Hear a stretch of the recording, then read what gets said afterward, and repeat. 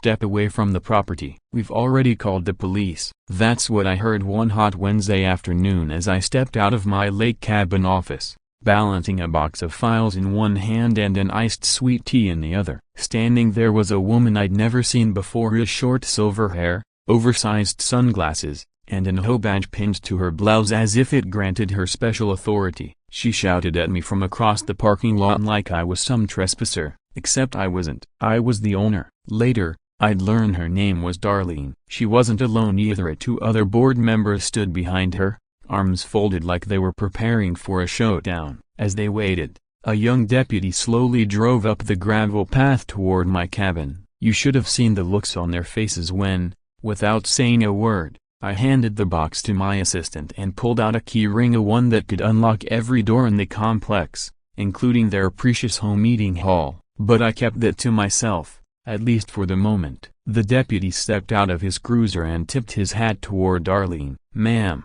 you said there was trespasser in the office?" She didn't hesitate. "Yes, him. He doesn't belong here. This whole area is under HOA rules, and he refuses to leave." Then the deputy turned to me. I smiled calmly and replied, "I don't just belong here, I own here." The mood shifted immediately. The deputy froze mid-step. Darlene looked like she'd bitten into something sour. What they didn't realize, and what I was about to reveal, was that I owned the entire complex. The HOA was in for a surprise. But let me back up and tell you how it all began. My name's Michael Grant. I'm 48, recently retired from a demanding tech career in Austin. Nearly 30 years of late nights, skipped holidays, and endless coffee breaks spent designing systems for clients who barely remembered my name. But I'd saved carefully, invested wisely, and when the moment felt right, I sold everything and chased a long-time dream, a quiet stretch of lakefront land with classic log cabins,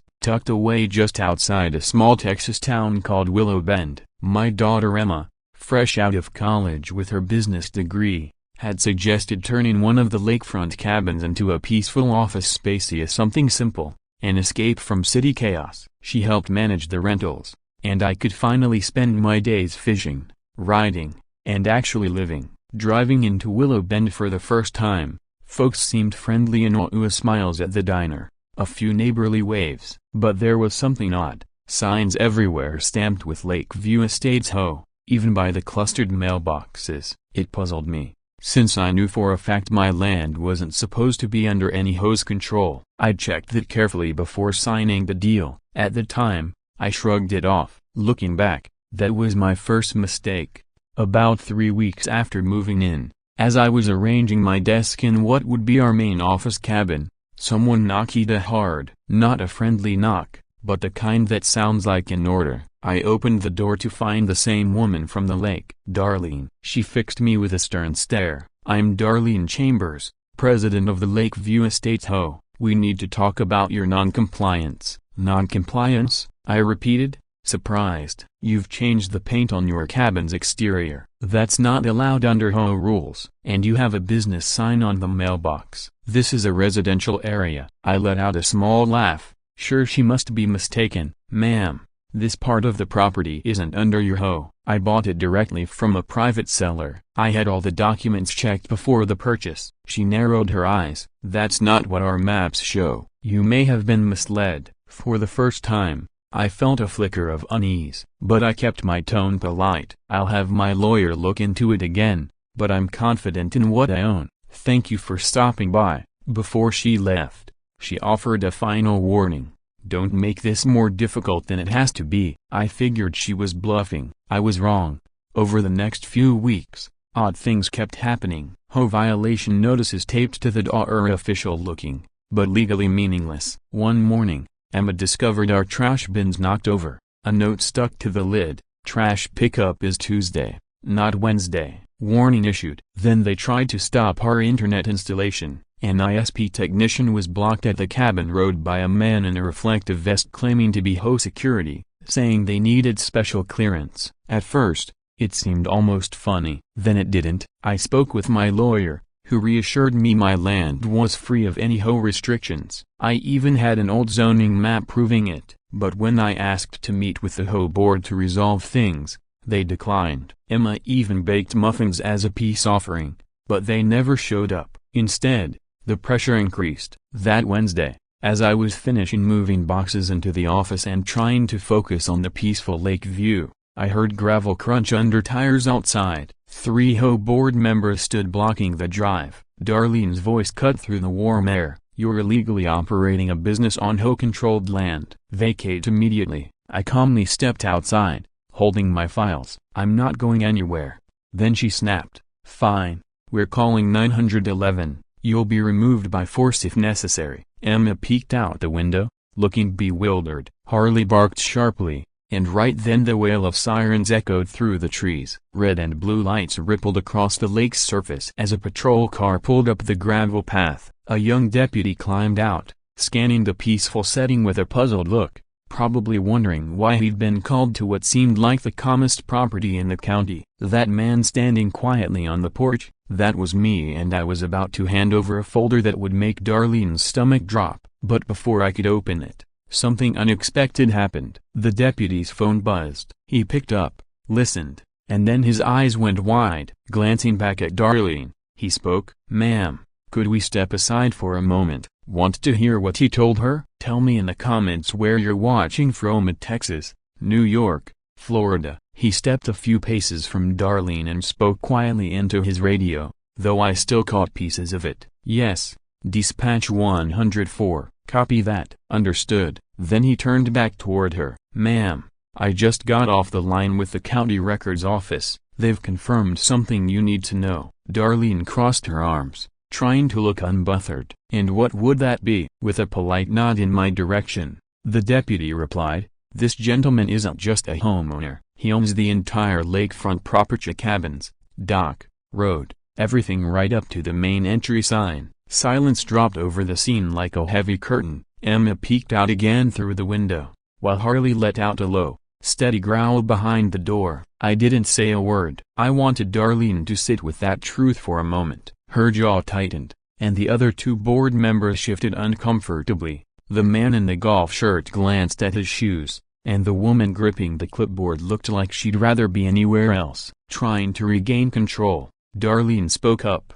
"Even if he owns the land, he still has to follow our community guidelines under the HOA." That's when I stepped closer, pulling a yellow envelope from my file box. "Would you like to see the purchase documents?" I asked. "They include a complete exemption from many HOA rules. This property was subdivided and recorded before your association was ever created. Legally, your jurisdiction ends half a mile before you get to my mailbox." I handed the papers to the deputy, who skimmed them and nodded. "This looks straightforward and legally sound." Darlene's face flushed crimson. "There must be some kind of mistake. That's not how we do things here." She opened her mouth to argue further, but the deputy gently raised a hand to stop her. "Ma'am, if you keep insisting you have authority over land you don't legally govern, you could face harassment charges or even consequences for filing false reports." That shut her up.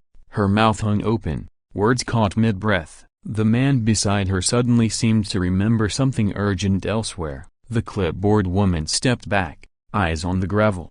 I didn't gloat. I kept my voice calm. "You've been taping fake violation notices to my door." "I didn't come here for conflict. I came for quiet, but this stops now." Then I turned, walked back inside my cabin, and closed the door behind me. The deputy handed the envelope back to me with a respectful nod before driving away. I thought that would be the end of it. Spoiler, it wasn't. The real turning point came just before that 911 call. Emma had crafted a beautiful wooden sign for the office. Nothing fancy, just a Willow Bend Lake Rentals by appointment, carved into cedar. The morning we installed it, I brewed fresh coffee, proud of how far we'd come. Emma even shared a photo of it on our website. But by that afternoon, the sign was gone, torn out and smashed to splinters near the tree line. That night, I called my lawyer. "Can I get a restraining order against an entire HOA?" He chuckled at first, then turned serious. "We can do better. Let's look into legally banning them from interfering altogether." And that's when the real plan began to take shape. He quiet,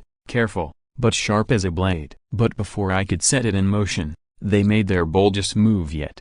It wasn't another letter or broken sign. This time, it was the sheriff himself, standing on my porch beside a county building inspector. They'd filed a bogus building code complaint, claiming my cabins were unsafe and should be condemned. I opened the door to find two uniformed men and a clipboard. Emma stood behind me, arms crossed, visibly shaking with frustration. I could see it in her eyes. This place wasn't just property, it was ours, and someone wanted to steal our peace away. Forcing a calm tone, I told the inspector, "You're welcome to look around, but I'll be following every step, and just so we're clear, I've got cameras covering every corner of this place." The inspector raised an eyebrow but said nothing. For half an hour, we trailed him through each cabin, as he checked beams, window frames, and smoke alarms. In the end, he found nothing. Everything was solid, recently renovated, fully permitted, and entirely up to code.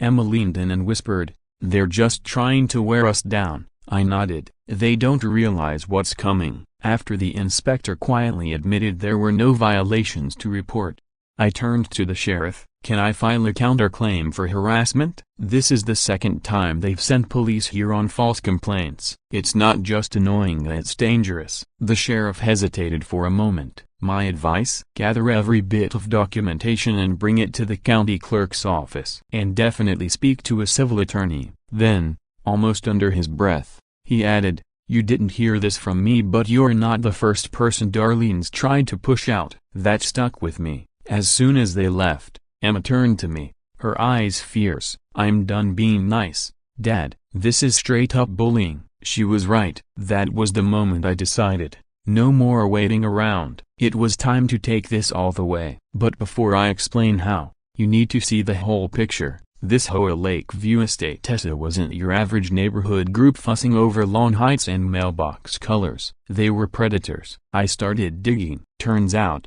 the previous 3 owners of nearby cabins were pressured so hard by the HOA that they ended up selling cheaper, and every time, Darlene's family or close friends scooped up the properties. Over time, they built their own little empire on the lake. And it got worse. County records revealed that Darlene's husband owned a land management company that specialized in buying up foreclosed lakefront parcels. And what do you know, those were the exact properties the HOA targeted most aggressively. That's not bad luck. That's a scheme. Emma and I sat down with my attorney and laid it all out. This isn't just about one cabin anymore, I told him. This is organized harassment to force property sales. We filed formal complaints with the county. But I didn't stop there. I filed 3 lawsuits: civil harassment and false reporting against the HOA, defamation for telling neighbors my property was unsafe, an injunction to stop the HOA from enforcing any rules or setting foot on the easement leading to my land. Then I made a call to an old college buddy who runs a regional blog on property rights and HOA abuses. Within a day, he published an article, "Tech Exec Battles Rogue HOA Over Lake Property in Willow Bend," that blew the lid off the whole thing. But what happened next changed everything. The morning after the article went live, I got a call. "Mr. Grant?" A woman's voice said, "This is Kendra Michaels. I'm the county development chair. I believe there's a serious misunderstanding about your property lines." I knew exactly what this meant. We arranged to meet at the property that weekend. Kendra came with her entire development team, and together we pored over old boundary maps, dusty records from the 70s, and subdivision documents most people had forgotten even existed. And what we discovered stunned everyone except me. My property wasn't just outside the HOA's jurisdiction, it was built on the original developer's lot, the foundational parcel. That meant it included right-of-way access, utility easements, and shared ownership of the lake's private road. Legally speaking, I had jurisdiction over them. The HOA had no authority over my land, and worse, they had accidentally built their own clubhouse on land whose lease expired last spring and had never been renewed. Nobody noticed a broken bar until now. The county team was stunned. I wasn't. I'd been preparing for this. But I didn't barge into the clubhouse to shout at them. That's not how you win a fight like this. Instead, I invited Kendra and her team back the next week, and I asked them to bring just one document, an official notice of land reassignment, with one condition. It had to be hand-delivered. That morning, I brewed coffee and sat on the porch with Harley. Emma watched from the kitchen window, smirking because she knew what was coming. At exactly 9:15 a.m., a county clerk and a deputy sheriff walked up the gravel path, right past my gate, and headed straight for the HOA clubhouse. We watched from a distance as Darlene opened the door. The clerk handed her a thick envelope. She opened it, scanned the first pagina, and her legs buckled. She sank down onto the steps, clutching the papers. It was official. Effective immediately, the HOA's clubhouse, signs, parking lot, and every related structure were no longer under association zoning. They had no legal authority over my property. Emma whispered, "You did it." I smiled, almost, not quite, because I still had one more card to play, the lease termination letter for their clubhouse, which I planned to deliver after they made their final desperate move. And they did. 3 days later, while I was in town picking up supplies for the boat dock, I got back to find yellow no trespassing tape wrapped around my cabin office. Nailed to a tree was a bold sign from the HOA, "Property seized for non-compliance." A HOA enforcement authorized. Emma was crying, Harley was barking, and me, I was holding the deed in one hand and dialing the state attorney's office with the other. I didn't panic. I didn't yell. I walked right past the yellow tape Darlene's minions had stapled to my trees, kicked over their tacky little "Seized by Lakeview HOA" sign, and unlocked my cabin door like nothing happened. Because legally, nothing had happened. They had no authority left, especially after the county clerk's delivery days earlier. But this time, they went too far. They didn't just target me, they scared my daughter. 10 minutes before I got home, Emma had called, her voice trembling. "Dad, someone's been inside the office. The drawers are open, files are everywhere, broken bar." That's when I called the state attorney's office. Quietly, over the past months, I'd been building a meticulous case: photos of vandalism, screenshots of threatening emails, security camera footage, and, most damning, a copy of the forged seizure notice they had nailed to my tree. This wasn't HOA bullying anymore, it was criminal trespass. By the time I hung up, I had sent them 17 separate files. Less than an hour later, someone from the state's property fraud unit called back asking for a detailed statement. I didn't waste a minute. I gave them everything: names, dates, documents, and the final nail in Darlene's carefully built coffin. Video footage from inside my office that showed one of her board members unlocking the door with what looked like a copied key and rifling through our drawers. The very next morning, 2 unmarked cars pulled into the HOA lot. Out stepped Detective Harrell in plain clothes and sunglasses, followed by 2 uniformed officers. From my porch, coffee in hand, I watched the storm unfold. Darlene, draped in one of her over-the-top floral blazers, came out trying to wave them away with a forced smile. One officer silently pointed to her door, then to the clipboard in his hand. Her face fell. Moments later, she was handed a summons. Not just her, every member of her little HOA council. The charges: criminal trespass, tampering with private property, and filing false claims of ownership. Finally, it was all unraveling, but the real blow hadn't landed yet. While they were being questioned in the parking lot, Kendra from the county development office showed up again, this time holding a document so serious Emma gasped when she read it. A cease and desist order from the county development department officially dissolving the HOA's authority over any land within a quarter-mile of the lake. Why? Because the HOA had been operating under an expired zoning approval for nearly 7 years. Every citation, every board meeting, every security patrol they'd carried out had been based on authority that quietly expired and was never renewed. And when they pushed those expired powers onto land they didn't even own, that was the last straw. From my porch, I watched as Darlene sat down heavily on the hood of her Lexus, burying her face in her hands. Her paper kingdom had collapsed overnight, but I wasn't finished. That same afternoon, Emma and I drove to the county courthouse. We filed a civil injunction banning the HOA and any of its members from contacting us, stepping onto our property, or attempting to enforce any rule on our land forever. A few local reporters picked up the story. 2 days later, a headline ran, "Lake Cabin Owner Turns the Tables, a HOA President Investigated After Power Play Backfires." The online comments were gold. Turns out, I wasn't the only one they'd bullied. Messages flooded my inbox. "They drove us out too. She tried the same trick on my dad years ago. Can we join your side? I've hated that hoe for years, but the one that stuck with me came from Joe, a quiet man living 3 cabins down. Mr. Grant, he wrote, I'm 81. I built the first dock on this lake with my bare hands. After my wife passed, Darlene had me kicked out of the hoe. I thought no one would ever stand up to her. Thank you. I read it twice. Emma cried when I showed her. And in that moment, we realized this fight wasn't just about USA, it was about everyone who had been bullied into silence. That night, we made it official. We bought a big vinyl banner and hung it at the entrance to the lakeside road. Bold, clear letters,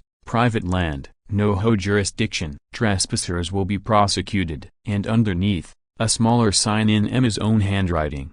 Yes, Darlene, that means you. It went viral in the local Facebook group. Some cheered, some complained. Nobody dared touch it. For the first time in months, we finally slept easy. But just when it seemed over, something happened that made my blood run cold. It was late at night. I'd locked the office and was walking back to the porch when I saw a flicker of light at the edge of the property, a flash and then smoke. I ran, and what I saw made my heart drop. The whole clubhouse was on fire. Hands shaking, I dialed 911. The whole clubhouse is on fire. I shouted into the phone. The flames lit the night like sunrise. From the gravel road, I stood frozen, the phone pressed to my ear, watching orange and red swallow the old building. 911. What's your emergency? It's a fire, I said, breathless. The Lakeview Ho building is burning. I can see it from my property. Is anyone inside? I stared at the building, already crackling and hissing, smoke pouring into the sky. No idea, but it's going up fast. The dispatcher promised help was on the way. Within minutes, sirens cut through the trees. 2 fire engines, a sheriff's car, and an ambulance arrived almost at once. Emma rushed out to the porch barefoot, hoodie pulled tight, eyes wide with shock. Together we watched the firefighters attack the flames, water spraying, steam rising into the night air. 10 minutes later, Darlene screeched into the lot in her silver Lexus. She jumped out barefoot, wearing nothing but a silk robe, and ran toward the fire, screaming, "That building has all our documents, my files, my HOA records," she screamed, but it was too late. The fire had already torn into the walls, unstoppable now. Amidst the chaos of sirens, shouting, flame, as I caught something that didn't add up. That building had no power. Just days earlier, I'd walked past it and noticed the county had shut off the meter after revoking the HOA zoning approval. So what sparked the fire?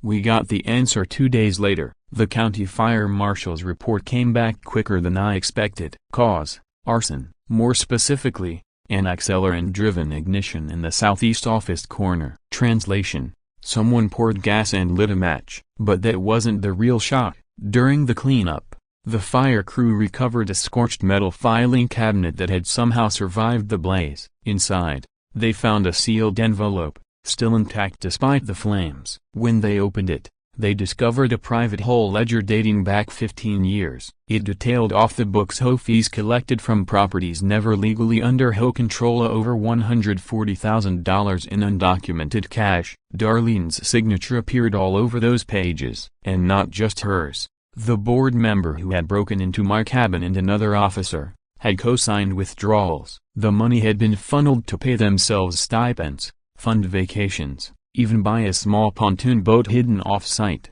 When Detective Harrell called, I sat down hard. "Mr. Grant," he said, voice low, "you may want to come in and give a formal statement. This isn't just a property dispute anymore.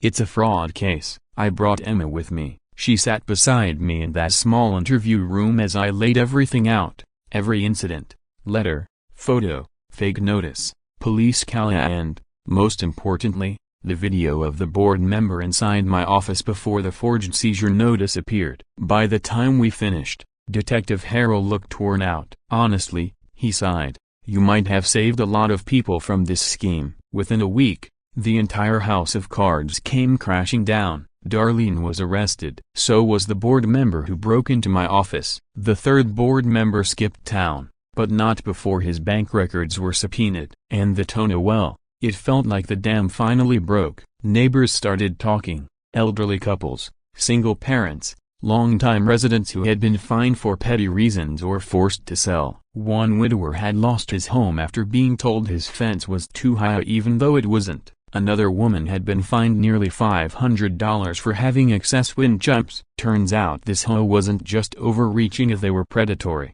Emma and I were invited to speak at a town hall. I didn't want to, but she insisted. Standing under the old courthouse rotunda, I faced about 80 people, some angry, some tired, some just curious. I came here to retire, I began, voice steady, to find peace. Instead, I found a fight I never asked for. But this isn't just about me. It's about how power, even fake power, can scare people into silence. The crowd applauded. Then Emma stepped forward, held up our property deed, and said, voice clear, "We're not afraid anymore." And neither were they. In the weeks that followed, you could feel the shift. Families who had avoided the lake for years came back. An elderly couple brought their grandkids fishing near my dock. Someone set up a barbecue at the old picnic spot that used to be restricted. We even organized a potluck. No HOA approval needed, but peace didn't last.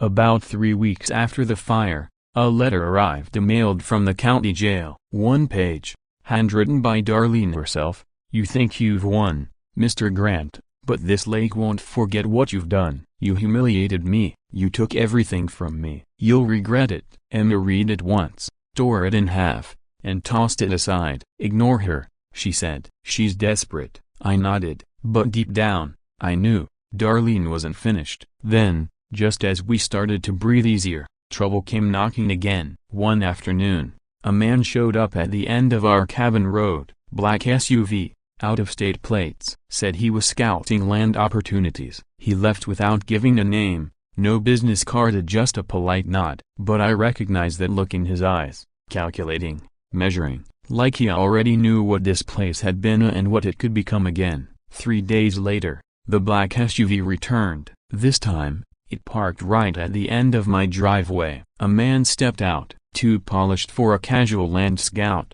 dark blazer, crisp jeans, leather shoes far too clean for these dusty roads. I stepped onto the porch, Harley at my side, leash in hand, and not to walk him, but to make it clear I wasn't alone. "Can I help you?" I called out. He smiled, a thin, practiced, the kind of smile you use before dropping a trap. "Michael Grant, right?" I was hoping we could talk. "Name's Victor Delaney. I represent a real estate firm out of Dallas." I didn't move. "You're on private property." Unfazed, he nodded. "Understood. But I'm just here to make an offer," he finished. "Strictly business." Emma stepped out beside me, arms folded tight, eyes sharp as a hawk sizing up prey. Victor reached slowly into his jacket like a man who understood sudden moves weren't a welcome yet and pulled out a folder. "We've been monitoring the Lakeview area," he said. "Given recent events, press coverage, zoning changes, the whole collapse, this place has real potential. A lot of it. Our firm wants to buy." I squinted at him. "Buy what, exactly?" His smile widened. "All of it. Every cabin, every acre you own.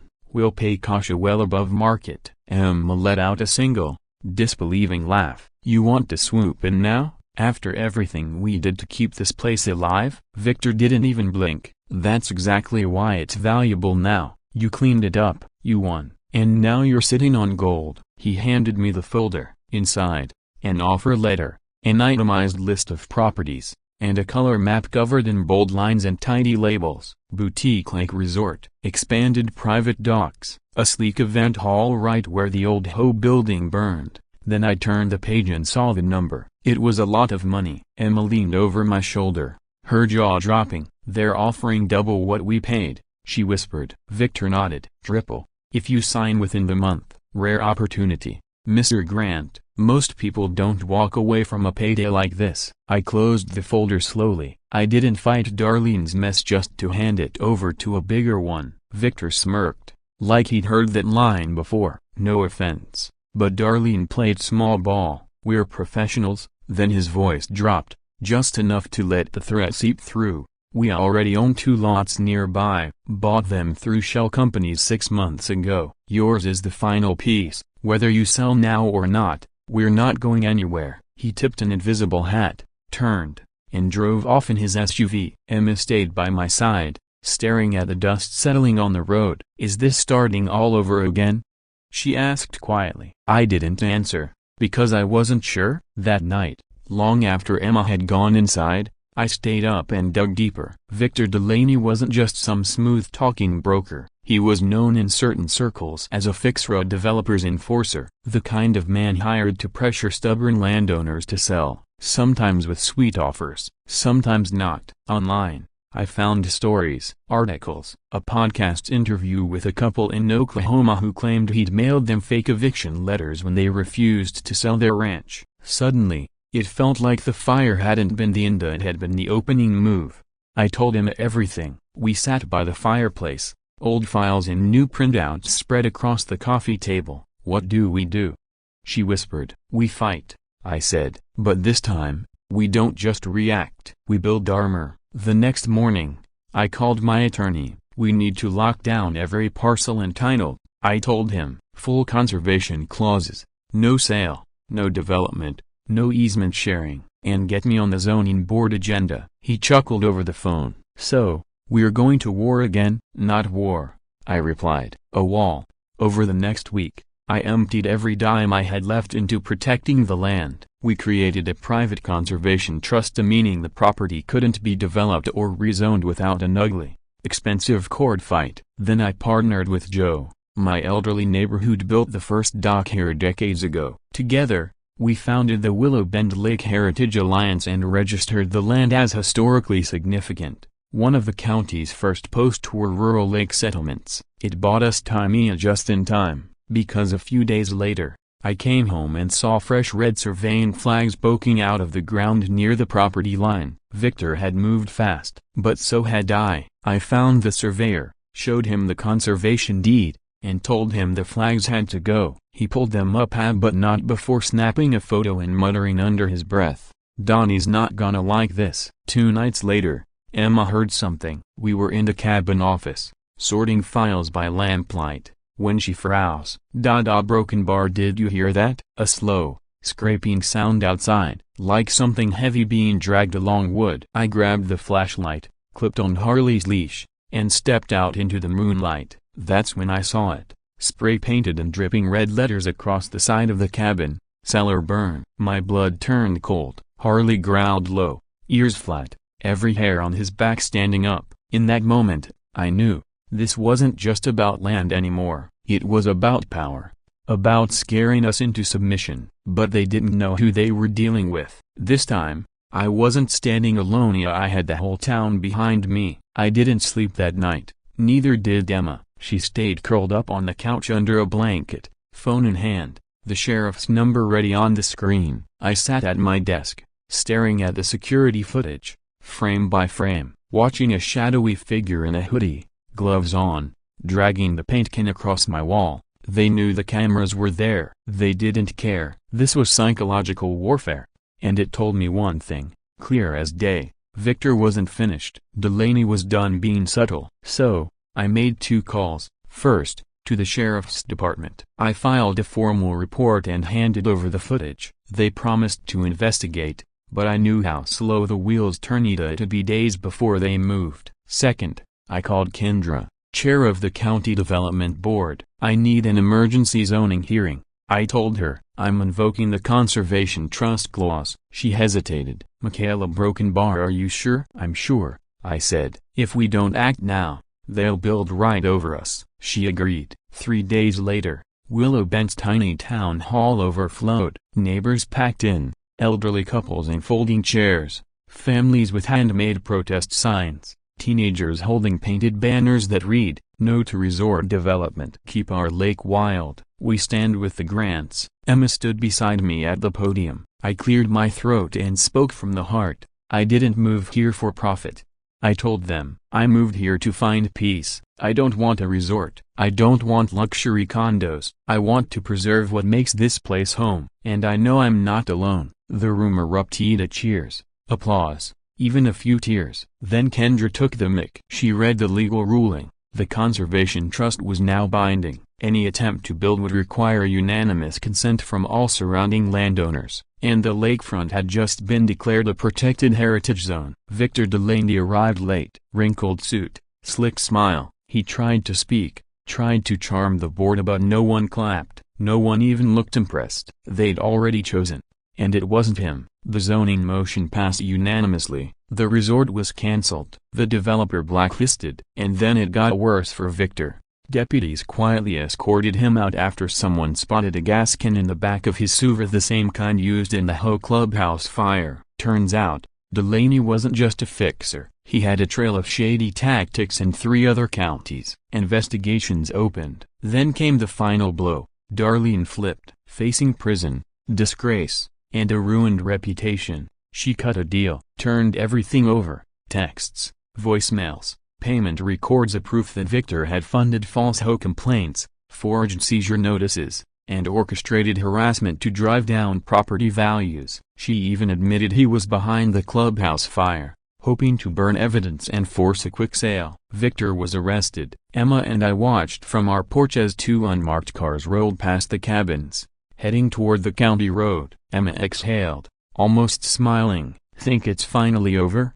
she asked. I looked around. The lake was still unglassy. Kids played on the shoreline. Joe and his wife were setting up lawn chairs by the dock. The hateful red paint was gone. We'd repainted that wall together, father and daughter, same as we'd rebuilt everything else. "I think," I said slowly, "we finally won." But we didn't stop there. With the land protected and the town behind us, Emma and I built something better. We started the Willow Bend Retreat, not a resort, but a non-profit haven for veterans, single parents, and caregivers who just needed a quiet place to breathe. Every cabin was scrubbed, furnished, and open to real people, not investors. We shared our mission online. The story caught fire, went viral. Donations poured in. Letters arrived from Florida, Ohio, Montana. "I've been through something like this. Thank you for standing up." This gave me hope. And that old scorched HOA lot? We turned it into a community garden. No fences,